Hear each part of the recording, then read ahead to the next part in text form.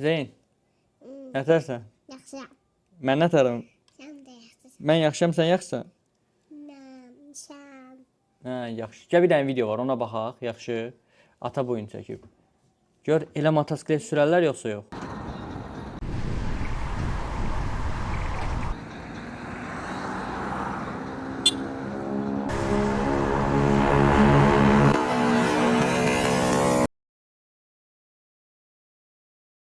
Əmin gəlir, görürsən. Belə səncə motosiklet sürərlər? Yox. Niyə?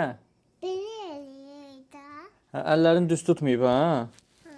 Əlləri elə tutmaq olmaz da, düzdə. Ayağında da bu ayaqqabısı yoxdur.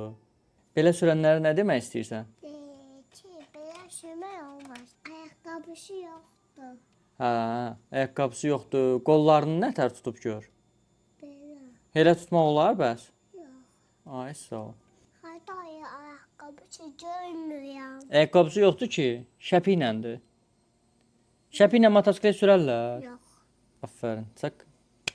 Əziz motosevərlər, hər zaman qoruyucu geyiminizi üzərinizdən əksik eləməyin. Xahiş edirik sizdən. Bildiyiniz kimi Azərbaycanda motosikletə qarşı böyük bir aqressiya var və bu aqressiyanı biz özümüz yaratmışıq. Və bu aqressiyadan qurtulmaq üçün edəcəyimiz şeylər ilk olaraq təhlükəsizlik tədbirləridir.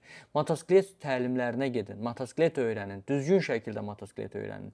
Hamı 40 il, 50 il motosiklet sürə bilər, amma belə motosiklet sürmək sizin üçün qəza təhlükəsi yarada bilər. Təlim olmasa, ən azından hardansa, kimlənsə, peşəkar birindən bir soruşun ki, motosikleti necə idarə eləmək olar? Motosikletdə nəyə diqqət etməliyik? Xahiş edirik ki, bunlara diqqət eləyin. Çünki həyat və can sizə bir kərə verilir. İkinci bir şansınız yoxdur. Buna görə də biz motosiklet sürücülərdə nə lazım olsa, hər zaman dəstəyə və fikir mübadiləsinə hazırıq. Bunu da bilirsiniz. Motosikleti təhlükəsiz sürsək, cəmiyyətdə də düzgün fikir formalaşdırarıq. Ona görə sizdən xahiş edirəm, Yasamalda, mənim qonşularım, nə bilim, digər yerdə yaşayan motosevərlər, motohəvəskarları, hər birimiz bu qaydalara əməl eləyək.